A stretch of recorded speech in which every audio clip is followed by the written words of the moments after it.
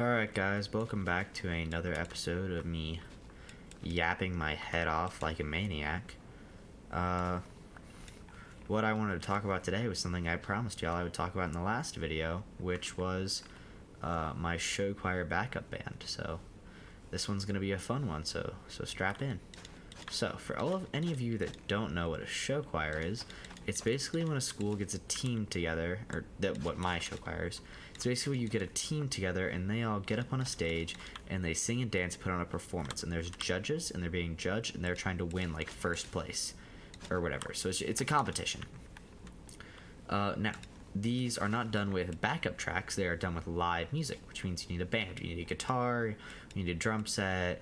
You need a horn line, which a horn line is like trumpets, saxophones, that type of stuff, to give you like your blaring hits. It's because it's more upbeat music. So I play the trumpet, which we've talked about in previous videos, and that is what I was recruited for originally, the backup band.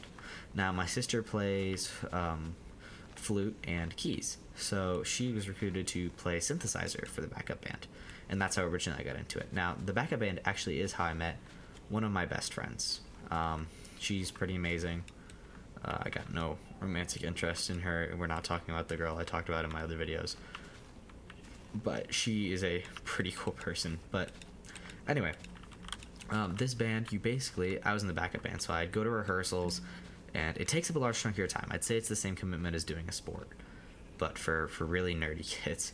But the big time commitment was we'd have practices twice a week, but the really kick in was practices that I'd have to be at a bus at like 7 a.m. and I wouldn't get home till like to 1 a.m. the next day because of the distance we had to travel to these schools and the length of the competitions, because every team had to be going at a different time and there were setup times and it was a lot of work.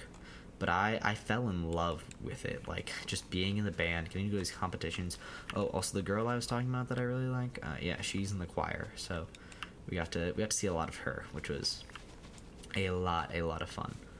So, but recently I was actually asked to play the bagpipes in one of these performances because we're family friends with the guy who directs it, and he knew I play the bagpipes, and that's really a way you want to stick out.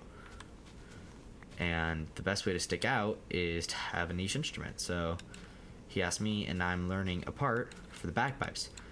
If you remember my last video, I said I got the bagpipes that day.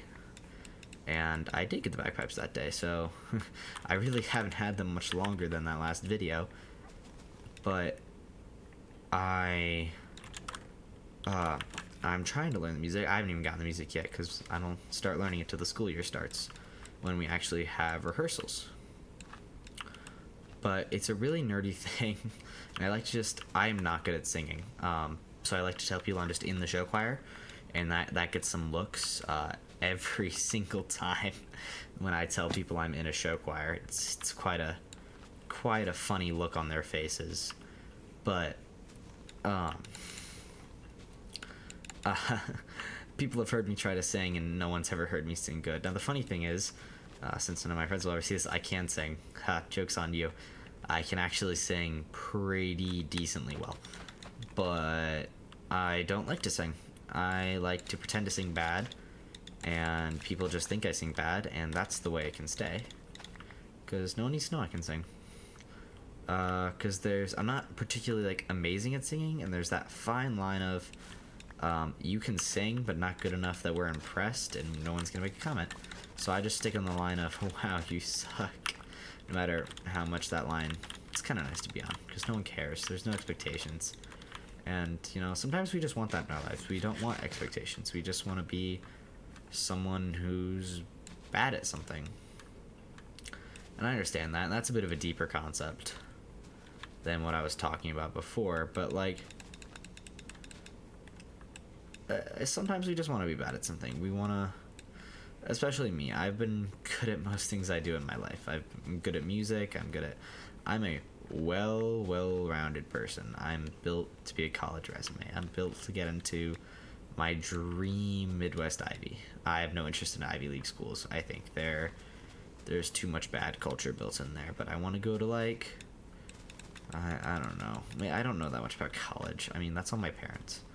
They've prepped me to be the perfect college test subject to get into whatever school I dream of and go whatever career I go. But another thing is I don't know what career I want to do. I don't know what I want to do with my life. I mean, I've looked into 80 billion careers. At all different points in my life, I've said I want to be an architect, a biomedical engineer.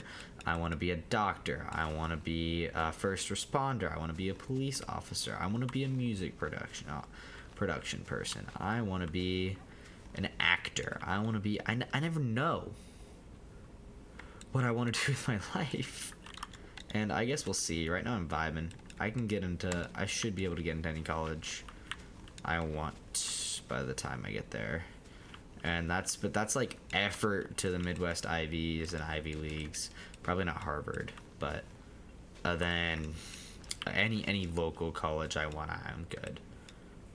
I think I'm good. And that's not me trying to sound overconfident, because I don't want to sound overconfident. I feel like that came across wrong. I can't get in any school I want to, but like, I feel I am set up well, that I have a good shot at entering any college I want to pursue my dreams in a realistic area.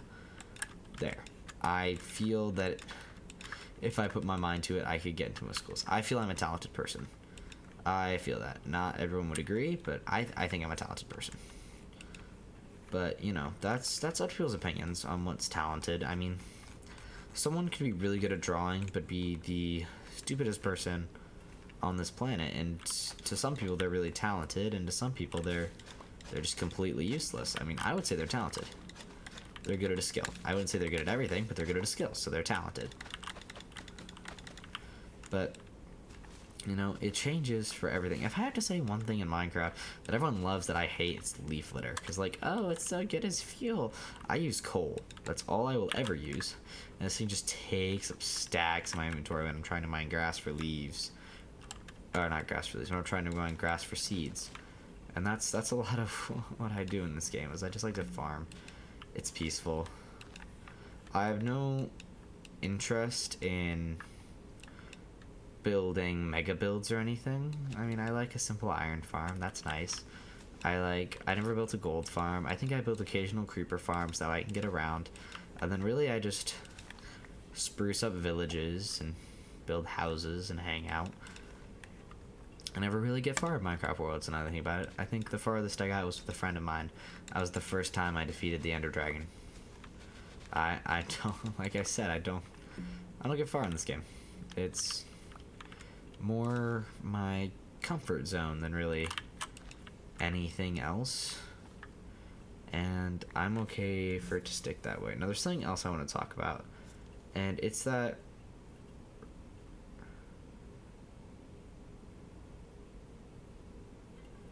what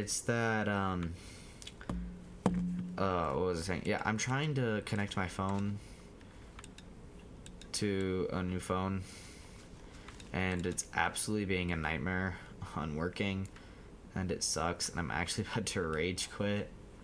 Yeah, but I'm gonna stuff to talk about, and I don't want to ramble on for forever, so we're just gonna cut this episode a little bit shorter than normal. I hope you guys enjoyed.